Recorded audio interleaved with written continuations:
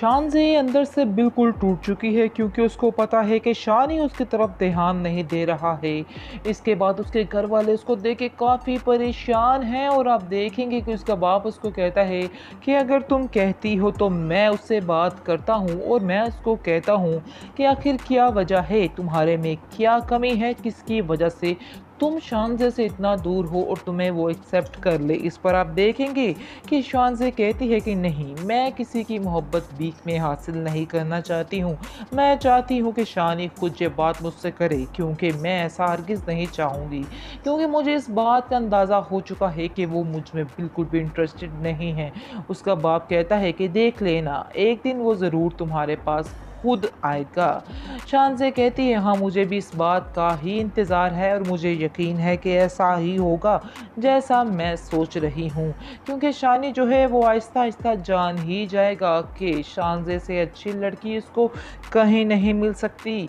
और क्योंकि उसके घर वाले भी उसको इस बात पर फ़ोर्स करेंगे कि सजीला की बजाय उसे शानज़े को ही एक्सेप्ट करना चाहिए, वरना उसकी ज़िंदगी बहुत ख़राब हो सकती है। तंग करती हैं, आप इस तरह से बार-बार घर में आएँगी तो मुझे बिल्कुल अच्छा नहीं लगेगा। शानज़े कहती है कि तुम्हें अच्छा लगे या ना लगे, मैं बाहर खड़ी हूँ, जल्दी से बाहर आ जाओ वरना मैं अंदर आ जाऊँगी। इस पर आप देखेंगे कि शानी भागता हुआ बाहर जाता है और फिर उसको वहाँ पर वो मना लेती है और कहती है कि तुम्हें ये नौकरी करनी ही होगी, लेकिन मैं अब तुमसे ऐसी कोई बात नहीं करूँगी जिससे तुम्हें तकलीफ़ पहुँचेगी। आगे से शानी को घर वालों का काफ़ी प्रेशर है, जिसकी वजह से वो इस बात को गनीमत समझता है कि वो खुद ही आ गई है।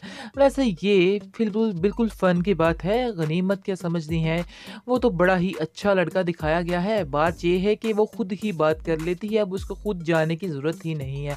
आप देखेंगे घर वालों का बहुत ज़्यादा प्रेशर है उसके ऊपर कि तुम्हें जाना ही जाना है और वो नौकरी करनी ही करनी है, वरना हम तुमसे नाराज़ हैं।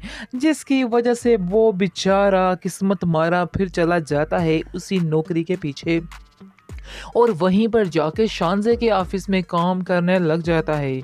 और शानज़े फिर से ऑफ़िस में आ जाती है और कहती है कि मुझे बहुत खुशी हो रही है तुम्हें देख के। आखिर तुम्हें ऐसे देख के दिल को तसल्ली सी हो जाती है। इस बार आप देखेंगे कि वो कहता है कि आप बार-बार मुझे इस तरह की बातें करके मत यानी परेशान किया करें। आगे से वो कहती है चलो मुझे माफ़ कर दो।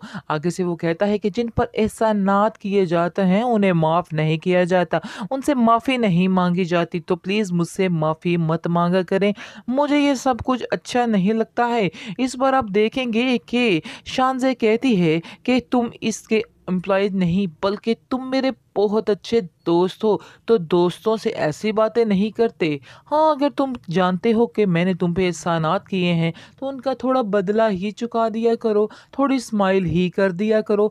आगे से आप देखेंगे कि शानज़े जो है वो उसको अपनी चिपनी-चुपड़ी बातों में फँसा ही लेती है और वो हँसने लग जाता है और कहता है कि चलिए ठीक है, अब मुझे काम करने दीजिए क्योंकि मेरे पास इतना वक़्त नहीं है कि मैं आपसे इतनी बातें कर सकूँ, क्योंकि मुझे अपने काम पर फ़ोकस करना है और इस तरह का काम मुझे बिल्कुल भी पसंद नहीं है। आप देखेंगे कि जैसे ही वो दोनों घूमने-फिरने जाते हैं, यानी कि शानज़े उसको घूमने-फिराने के लिए लेके जाती है और कहती है कि चलो मेरे साथ, मैं तुम्हें आज बाहर घुमाने के लिए लेके जाती हूँ।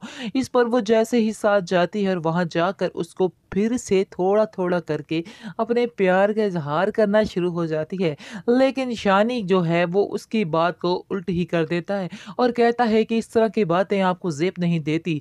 बार-बार इस तरह की बातें करके मेरा दिमाग ना खाया करें। आगे से आप देखेंगे कि शानज़े कहती है कि अरे तुम प्यार करोगे तो तुम्हें पता चलेगा कि प्यार क्या चीज़ है। इसलिए बेहतर यही है कि तुम कभी प्यार करना और फिर बताना मुझे कि आखिर मैं तुमसे इस तरह की बातें क्यों करती हूँ। जिस पर शानी बेचारा किस्मत मारा खामोश हो जाता है और वो सोचता है कि तुम्हें क्या पता हो कि इस प्यार की खातिर ही मैं दोबारा इधर आया हूँ। और ये आप देखेंगे कि जल्द ही सजीला का प्यार के भूत का जो भूत है ना, उसके सर से उतरने वाला है। अब शानज़े का भूत चढ़ने वाला है और अनकरीब ऐसा ही होने वाला और ऐसा ही होना चाहिए, क्योंकि शानज़े ही शानी के साथ फिट है। शानज़े अपनी ज़िद की वजह से शानी को अपनी मोहब्बत में गिरफ्तार कर ही लेगी, क्योंकि वो वाक़ई साफ़ दिल से शानी से बहुत प्यार करती है। तो नाज़रीन आप देखेंगे कि सजीला के और शानज़े के प्यार में कितना फ़र्क है। वो बिना किसी मकसद, बिना किसी लालच के शान से प्यार करती है। लेकिन सजीला जैसे ही उसको पता चलता है कि वो कंगाल हो चुका है, तो वो मैडम छोड़ देने की बात शुरू कर देती हैं। लेकिन शानज़े ऐसा नहीं करती है। शानज़े जब उसके पास कुछ भी नहीं था, फिर भी उससे प्यार करती थी और अब भी उससे प्यार करती है। आप देखेंगे कि शानी को उसने मजबूर कर दिया है और वो घर वापस आ जाती है और उसके घर शानी के और आकर कहती है, मैं बाहर खड़ी हूँ, जल्दी से बाहर आ जाओ वरना मैं अंदर आ जाऊंगी। जिस पर शानी को काफ़ी गुस्सा आता है, लेकिन वो फिर खामोश हो जाता है। लेकिन होता वो हैरान है कि आखिर ये लड़की चाहती क्या है, क्यों उसके पीछे हाथ धोकर पड़ी हुई है। आगे से वो उसको कहता भी है कि आखिर आपको शर्म आनी चाहिए, आप यूं ही मेरे पीछे पड़ी हुई हैं, आपको और कुछ भी नहीं पता है, आप क्यों बार बार मुझे घर में आके तंग करती हैं, आप इस तरह से बार बार घर में आएंगी तो मुझे बिल्कुल अच्छा नहीं लगेगा। शान से कहती है कि तुम्हें अच्छा लगे या ना लगे, मैं बाहर खड़ी हूँ, जल्दी से बाहर आ जाओ वरना मैं अंदर आ जाऊंगी। इस पर आप देखेंगे कि शानी भागता हुआ बाहर जाता है और फिर उसको वहाँ पर वो मना लेती है और कहती है कि तुम्हें ये नौकरी करनी ही होगी, लेकिन मैं अब तुमसे ऐसी कोई बात नहीं करूँगी जिससे तुम्हें तकलीफ़ पहुँचेगी। आगे से शानी को घर वालों का काफ़ी प्रेशर है, जिसकी वजह से वो इस बात को गनीमत समझता है कि वो खुद ही आ गई है। वैसे ये बिल्कुल बिल्कुल फ़न की बात है, गनीमत क्या समझनी है, वो तो बड़ा ही अच्छा लड़का दिखाया गया है। बात ये है कि वो खुद ही बात कर लेती है, अब उसको खुद जाने की ज़रूरत ही नहीं है। आप देखेंगे घर वालों का बहुत ज़्यादा प्रेशर है उसके ऊपर कि तुम्हें जाना ही जाना है और वो नौकरी करनी ही करनी है, वरना हम तुमसे नाराज़ हैं। जिसकी वजह से वो बेचारा किस्मत मारा फिर चला जाता है उसी नौकरी के पीछे और वहीं पर जाके शानज़े के ऑफ़िस में काम करने लग जाता है और शानज़े फिर से ऑफ़िस में आ जाती है और कहती है कि मुझे बहुत खुशी हो रही है तुम्हें देख के। आखिर तुम्हें ऐसे देख के दिल को तसल्ली सी हो जाती है। इस बार आप देखेंगे कि वो कहता है कि आप बार-बार मुझे इस तरह की बातें करके मत यानी परेशान किया करें। आगे से वो कहती है चलो मुझे माफ़ कर दो। आगे से वो कहता है कि जिन पर एहसानात किए जाते हैं उन्हें माफ़ नहीं किया जाता, उनसे माफ़ी नहीं माँगी जाती, तो प्लीज़ मुझसे माफ़ी मत माँगा करें। मुझे ये सब कुछ अच्छा नहीं लगता है। इस बार आप देखेंगे कि शानज़े कहती है कि तुम इसके एम्प्लॉयी नहीं बल्कि तुम मेरे बहुत अच्छे दोस्त हो, तो दोस्तों से ऐसी बातें नहीं करते। हाँ, अगर तुम जानते हो कि मैंने तुम पे एहसानात किए हैं, तो उनका थोड़ा बदला ही चुका दिया करो, थोड़ी स्माइल ही कर दिया करो।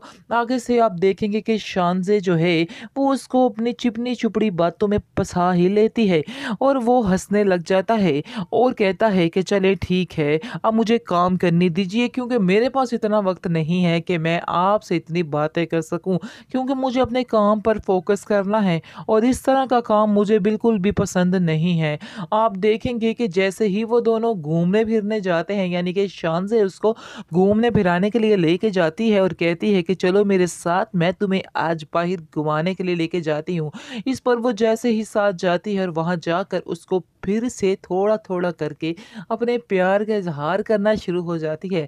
लेकिन शानी जो है वो उसकी बात को उल्ट ही कर देता है और कहता है कि इस तरह की बातें आपको ज़ेब नहीं देती।